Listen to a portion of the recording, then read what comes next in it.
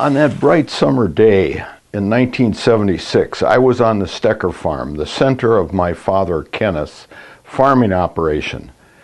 Dad had just retired, and Joyce and I moved from our home of 25 years near Waterford, 20 miles to the west, to take over Dad's farming enterprise.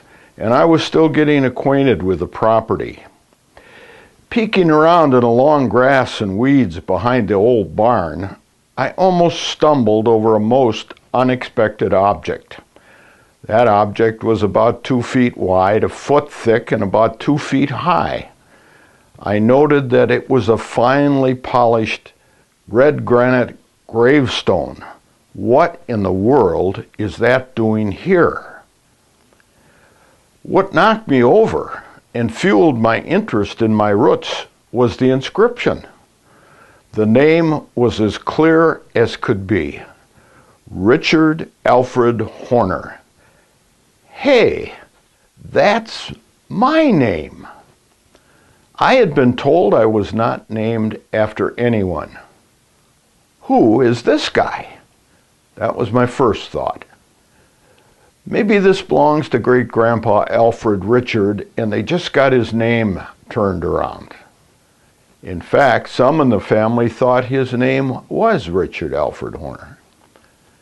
But this idea was dismissed as soon as I read the dates.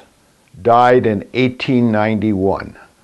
I was not even born until 37 years after that, and I knew Alfred when I was a kid. This is not great-grandpa Alfred. But it also said born 1828. Wait a minute. I was born in 1928. That's exactly 100 years before I was born. So who is this guy? Learning who that Richard Alfred Horner was and from whence he came became a matter of interest. It was a mystery that took me 36 years to solve.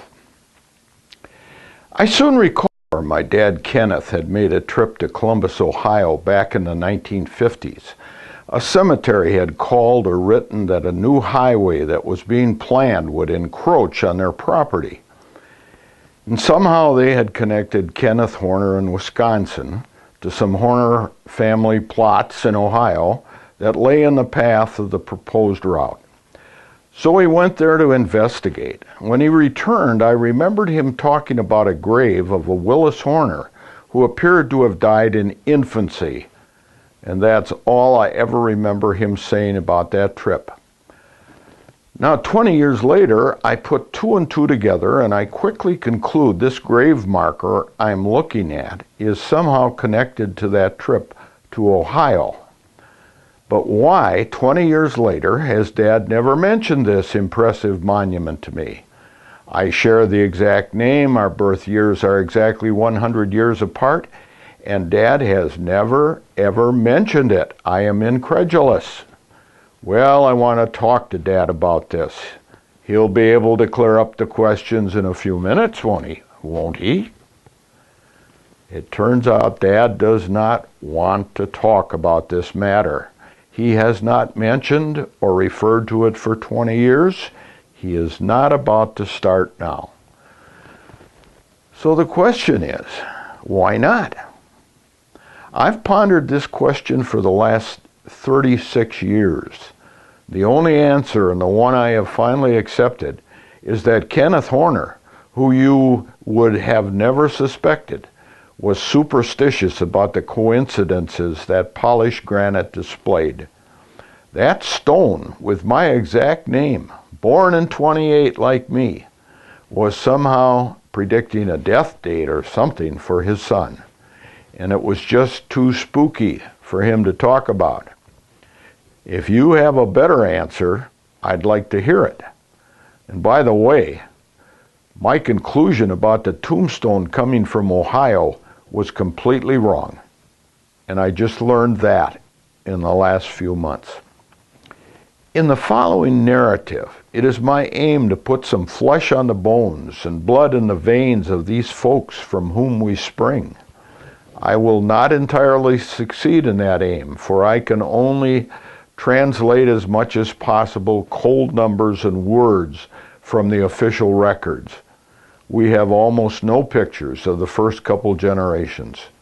There are a couple brief and incomplete pages of family records of those folks, plus we have a handful of family stories gleaned from the memories of my aunts Grace and Leon Horner and Blanche Horner's daughter, Shirley Fritz Mooney. We will see a brief video from 1998 in which my father Kenneth relates a family tale of a very significant event in the life of his father Howard. Later research may prove some of my information wrong, but now at 83, I know the end of the road for me is not very many turns ahead. I need to get her done before that final curtain falls. So I'm going with the facts I have and drawing the lines between the dots. And now for our story.